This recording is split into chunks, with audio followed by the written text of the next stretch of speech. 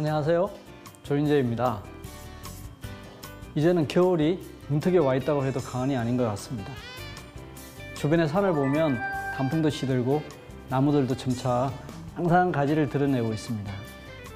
낮에는 몰라도 아침 저녁으로 부는 바람은 오한이 들고 옷깃을 여미게 하니 겨울바람이 틀림없는 것 같습니다. 이처럼 계절이 바뀌는 시기가 되면 주역의 원리인 물극필반을 생각하게 됩니다. 모든 사물은 극에 달하면 반드시 되돌아오게 된다는 이 원리를 우리는 계절의 변화에서 가장 가까이 느낄 수 있습니다. 이러한 원리를 헤쳐나가는 힘을 저는 중용이라고 생각합니다.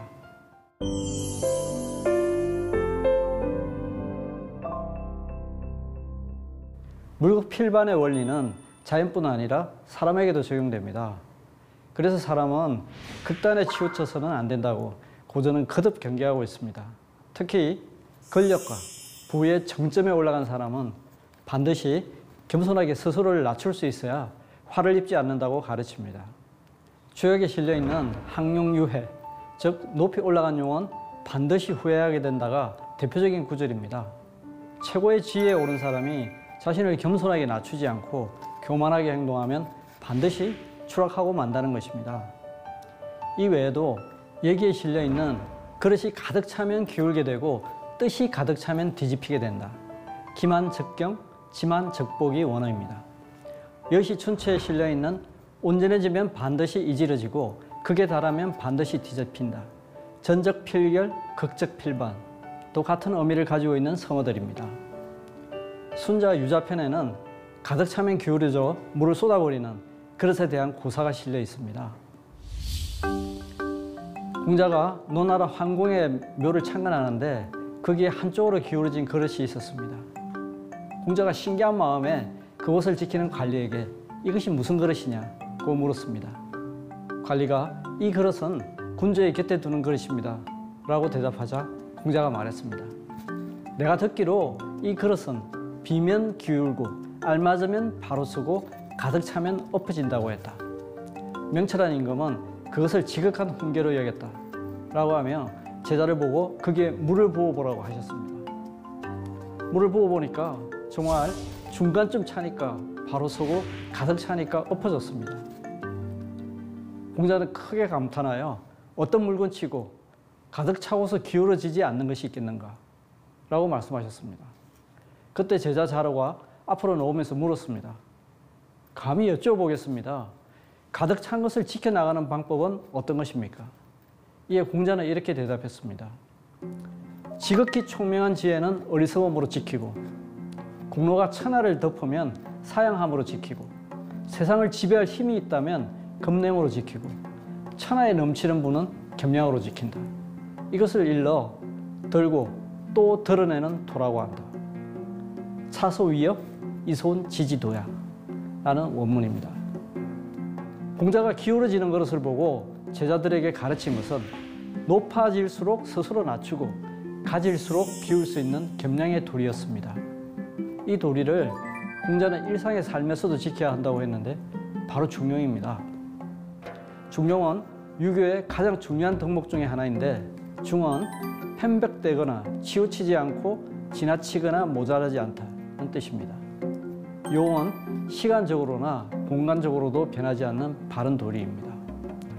이로써 미루어 보면 중용은 어느 한쪽으로도 치우치지 않는 올바른 도리이자 시간이 흘러도 변치 않는 도리라고 할 수 있습니다.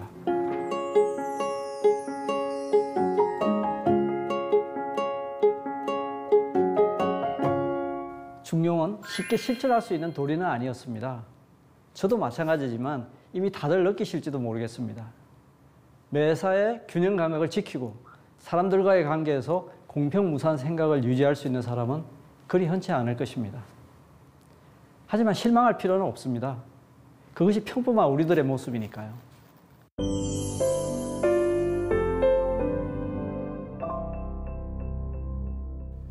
중용의 도를 집대성한 책 같은 이름의 중용에서 공자는 이렇게 말했습니다.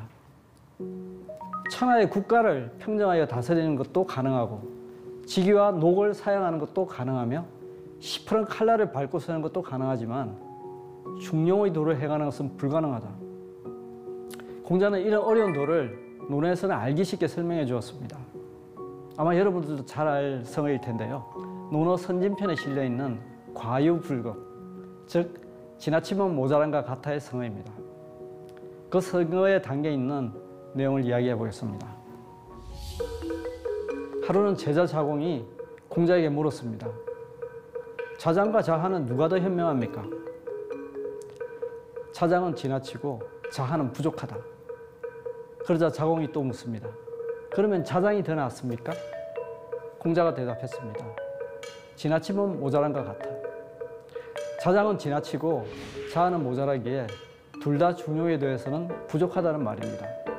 이 고사에서는 3명의 제자가 등장하는데 참 재미있는 인적 구성이라고 할 수 있습니다. 먼저 질문을 했던 자공은 뛰어난 언변과 외교술 그리고 치부 능력으로 그 당시 큰 부자가 되었습니다. 위나라의 재상의 자리까지 올랐으니 오늘날로 치면 모든 것을 다 갖춘 가장 성공한 인물일 것입니다. 하지만 공자는 항상 군자로서는 부족하다고 가르쳤습니다. 성공에 대한 열망이 커서 항상 다른 제자들과 자신을 비교하기 좋아했던 것도 군자가 되기 어려운 이유 중에 하나였을 것입니다. 지나치다고 지적을 받은 자장은 능력도 있고 적극적인 성품이지만 수양이 다소 부족하고 의욕이 지나친 면이 있었습니다. 그래서 함께 공부하는 동문들로부터 능력도 있고 당당하지만 더불어 좋은 일을 행하기는 부족하다는 평가를 받았습니다.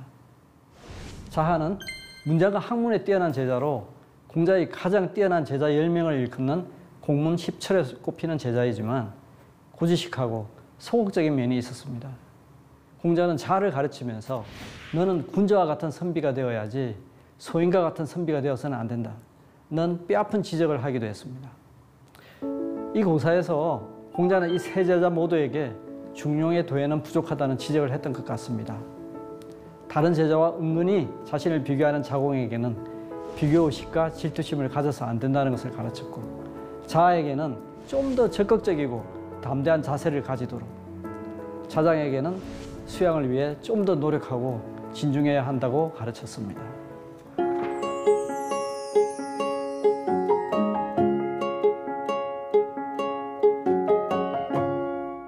중용이란 바로 평소의 삶에서 부족한 점을 항상 생각하며 스스로 돌아보는 것입니다. 만약 내가 부족하다면 더욱 노력을 아끼지 않고 설사 높은 자리에 올랐다고 해도 넘치지 않도록 낮출 수 있는 자세를 가져야 하겠습니다.